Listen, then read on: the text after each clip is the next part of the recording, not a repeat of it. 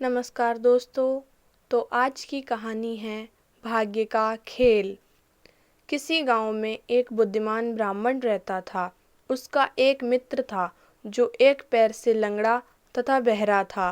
वह दूसरे गांव में रहता था।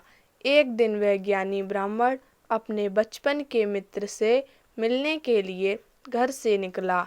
उसके मित्र का घर काफी दूर था। वह ब्राह्मण रास्ते में जा ही रहा था कि उसे अचानक एक हष्ट-पुष्ट आदमी दिखाई दिया। वह भी उस ब्राह्मण के साथ साथ चलने लगा। तो वह ब्राह्मण उस मनुष्य का नाम पूछता है। तो वह आदमी अपना नाम महाकाल बताता है। वह ब्राह्मण भी सोचने लगा कि मुझे भी काफी लंबा जाना है, चलो एक साथ मिल गया, जिससे रास्ता आसानी से कट जाएगा। अब ब्राह्मण और महाकाल दोनों साथ साथ चल रहे थे कि अचानक एक गांव आ गया।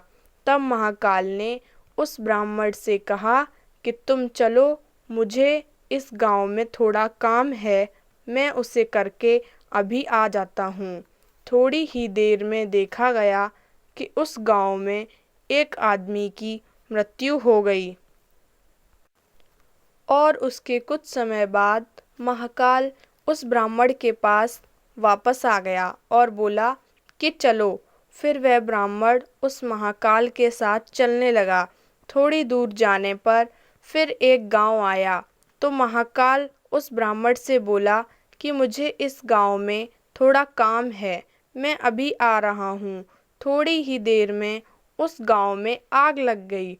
वह ब्राह्मण सोचने लगा कि यह आदमी जहाँ जहाँ जाता है तो वहाँ पर कोई न कोई घटना जरूर घटती है। अतः वह ब्राह्मण महाकाल से पूछने लगा कि भाई, तुम कौन हो? ब्राह्मण की बात सुनकर महाकाल बोला कि मैं एक यमदूत हूँ। मनुष्य के प्राण हरण करना मेरा काम है। उसके बाद ब्राह्मण ने महाकाल से पूछा कि तुम यमदूत हो तो ये बताओ, अगली मृत्यु किसकी होने वाली है? तब महाकाल ने कहा कि अगली मृत्यु तुम्हारे उस मित्र की होने वाली है जिससे तुम मिलने के लिए जा रहे हो। वह ब्राह्मण सोचने लगा, यदि ऐसी बात है तो मैं अपने मित्र से मिलने नहीं जाऊंगा। महाकाल ने ब्राह्मण से कहा कि जो तुम सोच रहे हो ऐसा कुछ भी नहीं होगा। होनी अटल है, इसलिए होकर ही रहेगी। थोड़ी ही देर में उस ब्राह्मण ने देखा कि उसका मित्र उससे मिलने के लिए बड़ी तेजी से चला आ रहा है। जैसे ही ब्राह्मण ने यह देखा कि उसका मित्र उसकी तरफ आ रहा है, तो ब्राह्मण उल्टी दिशा में भागने लगता है। ब्राह्मण को भागता देख उसका मित्र भी तेजी से ब्राह्मण की ओर चलने लगता है। इतनी तेज चलने के बाद जैसे ही उसका मित्र उस ब्राह्मण के पास पहुंचता है, उसका हृदयाघात होने के कारण ब्राह्मण के मित्र की मृत्यु हो जाती है। इससे उस ब्राह्मण को बड़ा पछतावा होता है। वह ब्राह्मण उस महाकाल से पूछता है, अच्छा, यदि तुम यमदूत हो तो ये बताओ कि मेरी मृत्यु कब और कैसे होगी? तब महाकाल ने कहा कि तुम्हारी मृत्यु ठीक 6 महीने के बाद दूसरे राज्य में फांसी लगने से होगी। फिर वह ब्राह्मण अपने घर गया और सीधे अपने राज्य के राजा के पास गया और ब्राह्मण ने राजा को सारी बात बता दी। तब राजा ने राज्यसभा में यह प्रश्न किया कि इस ब्राह्मण के लिए क्या किया जाए। तब यह प्रश्न सबके सामने रखा गया।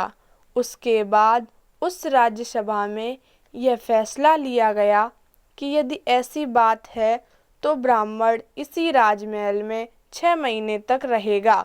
राजा ने ब्राह्मण के लिए राजमहल में ही व्यवस्था करवा दी। धीरे धीरे समय व्यतीत हो रहा था। उस ब्राह्मण को नींद में चलने की बीमारी थी और यह बात उस ब्राह्मण को खुद ही मालूम नहीं थी। ठीक 6 महीने के बाद जिस दिन उसकी मृत्यु होने वाली थी, उसी रात्रि को वह ब्राह्मण राजमहल से निकलकर चलने लगा।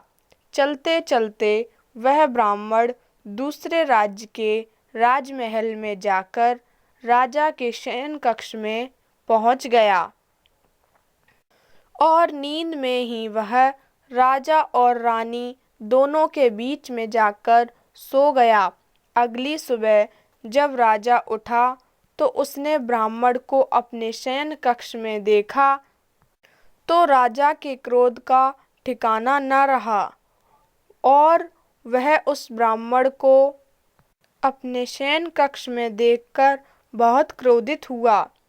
उसने उस ब्राह्मण को राज्यसभा में बुलवाया और उसे फांसी की सजा सुना दी। फांसी की सजा सुनने के बाद ब्राह्मण काफी डर गया। तब वह ब्राह्मण अपने राजा के पास पहुंचा और उसने राजा को सारी कहानी सुनाई, जिसको सुनकर उसके राजा ने अपना एक गुप्तचर अपने पड़ोसी राज्य के राजा के पास भेजकर सारी जानकारी ली, जिसको सुनकर वह राजा अपने फैसले पर बहुत पछताया। लेकिन उस राज्य का एक नियम था कि वहाँ का राजा एक बार जो सजा सुना देगा, फिर कोई चाहकर भी उसे नहीं बदल सकता। राजा ने एक राजसभा लगाई और इसका उपाय पूछा और तब उस राजसभा में यह फैसला लिया गया कि एक पतले धागे का फंदा बनाकर आप ब्राह्मण को पहनाकर अपना वचन पूरा कर सकते हैं।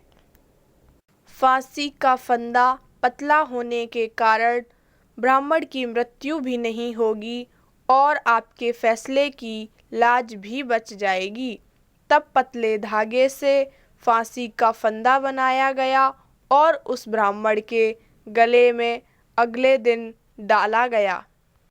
जब ब्राह्मण के गले में वह फांसी का फंदा डाला गया और फंदे को खींचा गया, तब सभी ने यही सोचा था कि ब्राह्मण को कुछ नहीं होगा, लेकिन उस पतले धागे की वजह से फंदा खींचने पर उस ब्राह्मण का गला कट गया और खून तेजी से निकलने लगा।